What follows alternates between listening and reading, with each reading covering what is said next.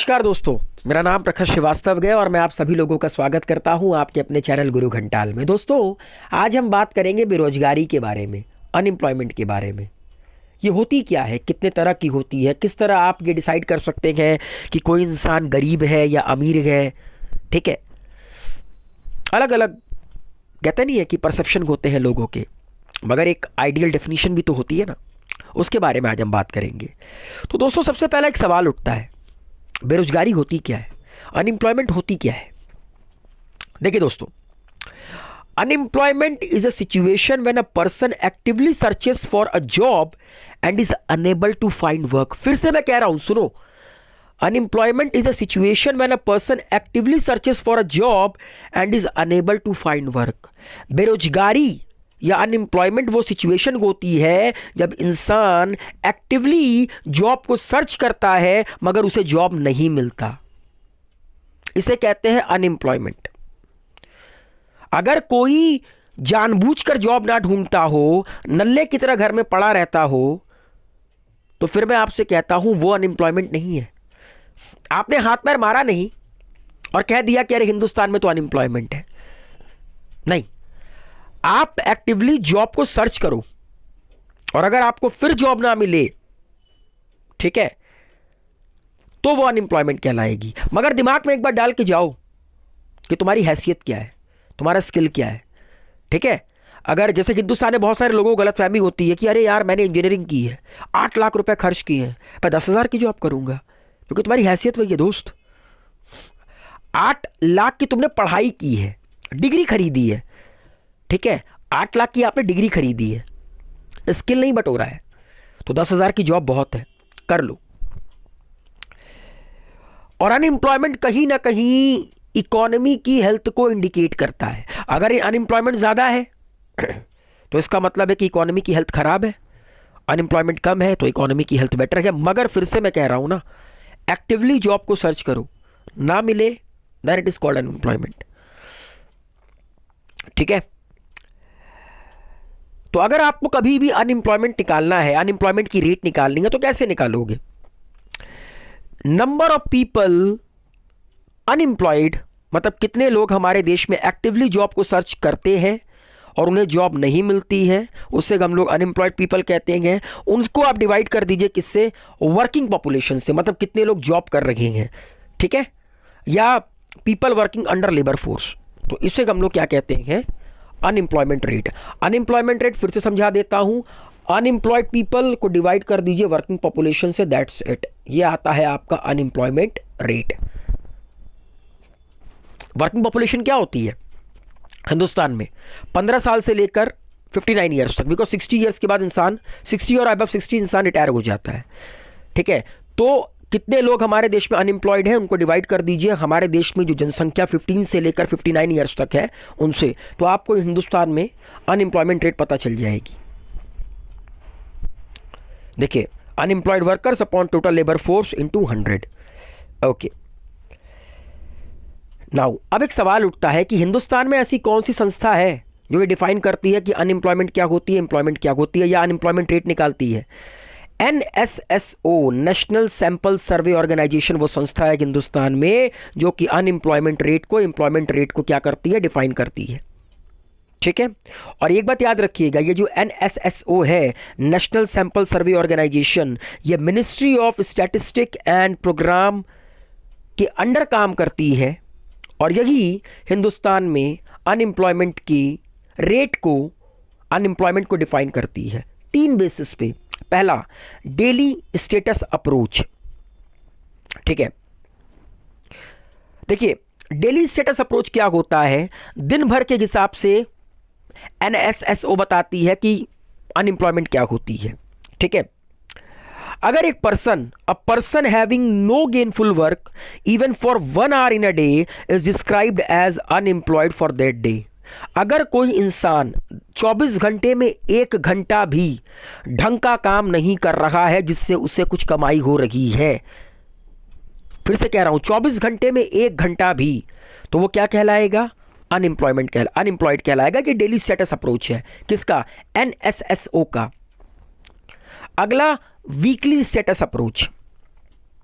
ठीक है, ओके, अगर कोई इंसान, इसमें क्या लिखा है, the approach highlights the record of those person who did not have gainful work और were unemployed even for an hour or any day of the week preceding the date of the survey. अगर कोई इंसान हफ्ते में एक भी दिन काम नहीं करता है, ठीक है,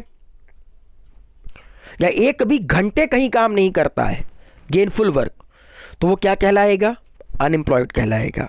और अब बात करते हैं यूजुअल स्टेटस अप्रोच, जिसका हम लोग यूजुअली इस्तेमाल करते हैं, क्योंकि दिन के हिसाब से और हफ्ते के हिसाब से हम लोग कभी भी किसी इंसान को एम्प्लॉयड अनएम्प्लॉयड घोषित नहीं करते, साल के हिसाब से करते हैं। अगर कोई इंसान साल के 365 दिनों के मैक्सिमम दिन कोई गेनफुल वर्क नहीं करता है, तो वो क्या कहलाता है, अनएम्प्लॉयड कहलाता है, according to usual status approach. तो एनएसएसओ का 3 तरीका है अनएम्प्लॉयमेंट को क्या करने का, फिर से बताइए, अनएम्प्लॉयमेंट को मेजर करने का। अब सवाल उठता है कितने तरह के अनएम्प्लॉयमेंट होते हैं, ये जानना बहुत जरूरी है, ठीक है। अक्सर इसके ऊपर सवाल ही पूछा जाता है। पहला होता है डिस्गाइज अनएम्प्लॉयमेंट। ये होता क्या है, where people employed are more than actually needed. मान लीजिए एक खेत गए, इसके बारे में आप लोगों ने क्लास 10 में पढ़ा होगा, जितने लोग यहाँ पे सबने पढ़ा होगा, इधर इट भी सीबीएसई आईसीएसई डजंट मैटर, ठीक है। तो डिस्गाइज अनएम्प्लॉयमेंट क्या होती है कि मान लीजिए खेत में, एक खेत है 1 एकड़ का, वहां पर 2 लोग मिलकर काम कर सकते हैं, मगर वहां पर 10 लोग काम कर रहे हैं, तो वो क्या कहलाएगी, disguise unemployment, because people employed are more than actually needed. तो जो प्रोडक्शन पर पर्सन हो रहा है वो कम हो रहा है। अगर 2 लोग मिलकर किसी खेत को जोत रहे हैं, तो दोनों के हिस्से में जो भी जुताई होगी उसका आधा आधा आएगा, ठीक है, 2 लोग जोत सकते हैं, मगर 10 लोग करेंगे ना भाई, तो प्रोडक्टिविटी पर पर्सन कम आ रही है, तो इसे डिस्गाइज अनएम्प्लॉयमेंट कहा जाता है।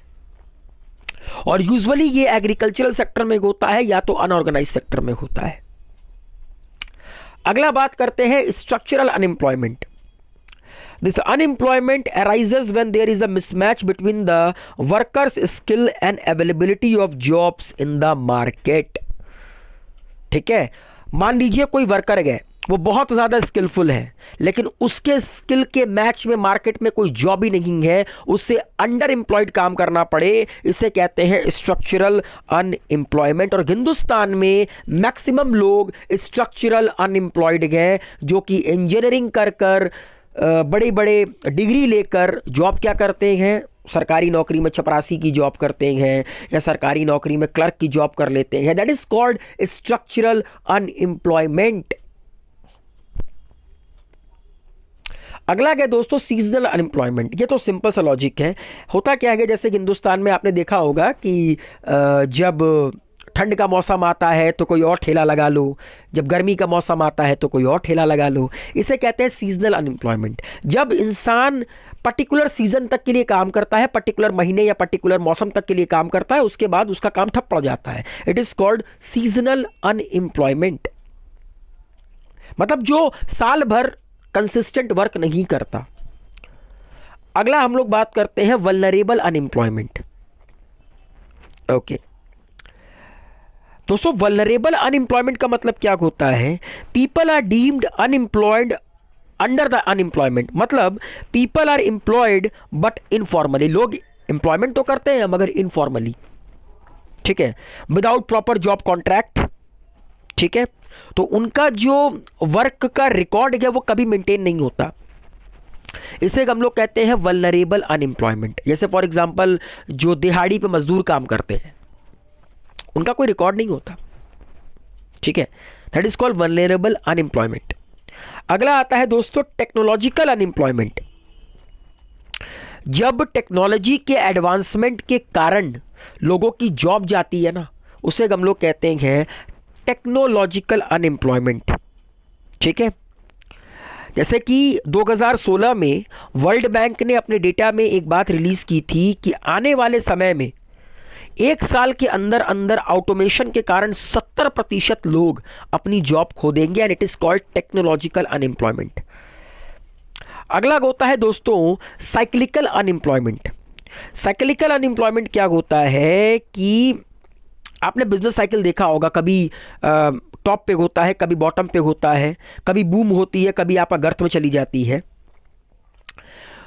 तो cyclical unemployment cause due to the business cycle where the number of unemployed head rises during recession and decline with the growth of the economy. Cyclical unemployment figures in India are negligible. India में आपको usually ये देखने को नहीं मिलेगी, ठीक है।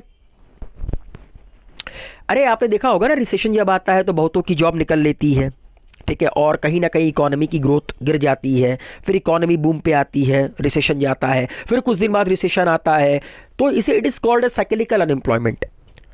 इसके बाद दोस्तों है फ्रिक्शनल अनएम्प्लॉयमेंट। क्या होती है?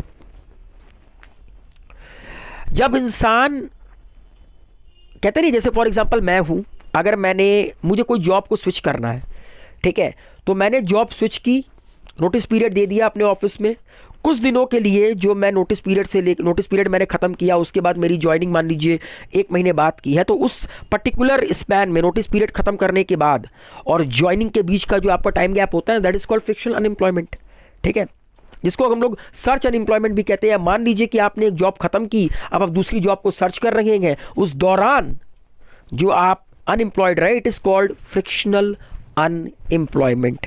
पहली जॉब और दूसरी जॉब के बीच में आपका जो अनएम्प्लॉयमेंट का समय होता है, जब आप जॉब को सर्च करते हो, it is called frictional unemployment. तो उम्मीद है आप लोगों को मेरे द्वारा एक्सप्लेन किया गया ये जो अनएम्प्लॉयमेंट क्या होती है एंड अनएम्प्लॉयमेंट की टाइप्स क्या होते हैं वो समझ में आया होगा। नाउ अब मैं आप लोगों से डिस्कस करता हूं कि अनएम्प्लॉयमेंट का कॉजेस क्या है। पहला, हिंदुस्तान की अथाह जनसंख्या। It is not possible to give the job to 137 crore people in this country. हमारे मुल्क में इतनी जॉब कभी क्रिएट हो ही नहीं सकती। हमारा मुल्क 130 करोड़ से ऊपर का है और जॉब कितनी निकलती है? 1 लाख, 2 लाख, 3 लाख, ऊँट के मुंह में जीरा। दूसरा, हमारे मुल्क में वर्किंग जो पॉपुलेशन है उसकी वोकेशनल स्किल, उसका जो एजुकेशन लेवल है वो बहुत लो है, क्योंकि बचपन से रट्टा मार पढ़ाई करवाई जाती है। इंजीनियरिंग में जाओ तो इंजीनियरिंग में पता नहीं क्या क्या सब्जेक्ट पढ़ाए चले जा रहे हैं, जब कंपनी आती है तो पता चलता है कि साला एप्टीट्यूड करना पड़ता है, तो एप्टीट्यूड ही पढ़ाते 4 साल, 8 लाख रुपया क्यों लिए। इसके अलावा labour intensive sector suffering from the slow down in private investment particularly after demonetisation. And जो आपका लेबर इंटेंसिव सेक्टर होते हैं उनका सब कुछ आपका डिपेंड करता है प्राइवेट प्लेयर के ऊपर, और डिमोनेटाइजेशन के पास लोगों की करेंसी खत्म, बैठ गई। इसके अलावा हिंदुस्तान में मैक्सिमम लोग अभी भी एम्प्लॉयमेंट करते हैं कहां पर? एग्रीकल्चरल सेक्टर में, मगर उनको उतना पैसा उससे कमाने को मिलता नहीं है, इसीलिए सेकेंडरी, टर्शरी, क्वार्टरनरी सेक्टर के ऊपर उनका भी भार आ जाता है, जिसकी वजह से अनएम्प्लॉयमेंट बढ़ती है। आज अगर यूपी बिहार के लोग मजबूर हैं दिल्ली, मुंबई, पुणे, कलकत्ता में जाकर जॉब करने के लिए, उसके पीछे का कारण यही है, ठीक है। क्यों? क्योंकि डेवलपमेंट कभी हुई नहीं, और डेवलपमेंट कभी हुई नहीं तो लोगों, भाई हर इंसान को अपनी स्टैंडर्ड ऑफ लिविंग को बढ़ाना है, तो लोगों को लगा कि अरे यार खेती बाड़ी करने से अच्छा है चलो फैक्ट्रियों में काम करते हैं, बेहतर पैसा मिलेगा इससे। आज यूपी बिहार के बच्चे दिल्ली जाते हैं, नोएडा जाते हैं, गुड़गांव जाते हैं, वहां बीपीओ में काम करते हैं, उन्हें लगता है ठीक है यार 20-25 हज़ार कमा रहे, क्या दिक्कत है, इतना तो घर में बैठे कभी कमा नहीं पाते। इसके अलावा दोस्तों बहुत सारी रीजंस और है, legal complexities, inadequate state support, low infrastructural, financial and market linkage to small businesses making such enterprises unviable with cost and the compliance overrun. कोई बिजनेस शुरू करना चाहता है, पहले उसकी हालत खराब हो जाती है। क्यों? क्योंकि उसको पता है उसको किसी तरह का सपोर्ट नहीं मिलेगा, ना सरकार से सपोर्ट मिलेगा, ना मार्केट से सपोर्ट मिलेगा, ना लोगों से सपोर्ट मिलेगा, क्योंकि इतिहास ही ऐसा कुछ रहा है। आप हिंदुस्तान में किसी को बोल के देखिए बिजनेस शुरू करो, हालत खराब हो जाएगी उसकी। अरे यार बिजनेस से फेल हो जाऊंगा, फेल हो गया तो क्या करूंगा, अरे दिक्कत है, अरे यार किसी की जॉब करते हैं ना 25-30 हज़ार मिल रहा है महीने का, ठीक है। Inadequate growth of infrastructure and low investment in the manufacturing sector hence restricting the employment potential for the secondary sector. Secondary sector में अगर आज इंडस्ट्रियल सेक्टर में ज़्यादा ग्रोथ नहीं है तो उसके पीछे का कारण यही है, ना इंफ्रास्ट्रक्चर पे सरकार पैसे खर्च करती है, ना कह सकते हैं आपकी मैन्युफैक्चरिंग सेक्टर पे सरकार पैसे खर्च करती है। मतलब अब तो फिलहाल कर रही है, ठीक है, पहले के मुकाबले, मगर इतना पुराना हिंदुस्तान है ये, 1947 में हम आज़ाद हुए हैं, मैं आज तक की बात कर रहा हूँ। इसके अलावा दोस्तों इतनी बड़ी हमारे देश में वर्कफोर्स है, ठीक है, जो कि इनफॉर्मल सेक्टर में काम करती है, क्योंकि उनके पास एजुकेशन नहीं है, स्किल नहीं है, ठीक है। और जो स्ट्रक्चरल अनएम्प्लॉयमेंट होती है कि स्किल कुछ अलग है, जॉब कुछ और कर रहे हैं, वो उसके पीछे का रीज़न तो बच्चा बच्चा जानता होगा। हमारे देश का जो कहते नहीं है पढ़ाने का तरीका है, जो करिकुलम है, वो बहुत कमज़ोर है, वो फिट नहीं बैठता हमारे सपनों से, वो फिट नहीं बैठता आने वाले भविष्य से। तो सरकार को सबसे पहले करिकुलम बदलना बहुत ज़रूरी है। अगर अपने देश में ना आपको बड़े बड़े एंटरप्रेन्योर डेवलप करने हैं तो, क्योंकि हिंदुस्तान के पास नो डाउट टैलेंट की कोई कमी नहीं है, कोई कमी नहीं है हिंदुस्तान में, मगर सपोर्ट की बहुत कमी है, एजुकेशन की बहुत कमी है, स्किल्स की कमी है। And regressive social norms that deter women from taking continuing employment। लड़कियों के ऊपर अलग ही तरह का सोसाइटी सोशल नॉर्म्स लगाती है, अरे तुम तो लड़की हो, तुम जॉब क्यों करोगी, तुम घर का काम संभालो, क्यों भैया। हिंदुस्तान में लड़कियां प्लेन उड़ाती हैं, तो लड़कियों का भी मैं मानता हूं, अगर आप 1947 से अभी तक देख लें तो कहीं ना कहीं इंप्रूवमेंट हुई है, मगर उस पेस पर इंप्रूवमेंट नहीं हुई है। और अगर आप समय बीत जाने के बाद कुछ करते हो ना, तो उस चीज़ से कोई फ़ायदा नहीं होता, क्योंकि फल अगर कच्चा तोड़ो या सड़ जाए तब खाओ तो कोई फ़ायदा नहीं है, पक्का हो तभी खाओ। तो सही वक्त पर सही काम करो। तो औरतों को ना सोशल नॉर्म से बांध के मत रखिए, औरतों को बाहर निकलने दीजिए, जॉब करने दीजिए, क्योंकि एक बात याद रखिएगा, औरत कमज़ोर नहीं होती है। अपने पर आ जाए ना, तो आपको पता है ना कि हमारे देश में एक से बढ़कर एक एग्जाम्पल है जिन्होंने लीडरशिप की एक मिसाल पेश की है, लाइक बहुत सारे एग्जाम्पल हैं।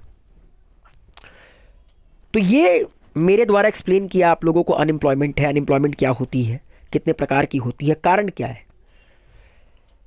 अपने सजेशन कमेंट बॉक्स में लिखकर सबमिट कीजिए कि हम लोग किस तरह अपने देश में अनएम्प्लॉयमेंट को इम्प्रूव कर सकते हैं। क्योंकि एक बात याद रखना यार, 20-25 हज़ार की नौकरी कर करना सिर्फ और सिर्फ ज़रूरतें पूरी होती हैं, ख्वाहिशें पूरी नहीं होती हैं। स्किल बढ़ाना बहुत ज़रूरी है। So wish you all a very good luck, take care, good bye.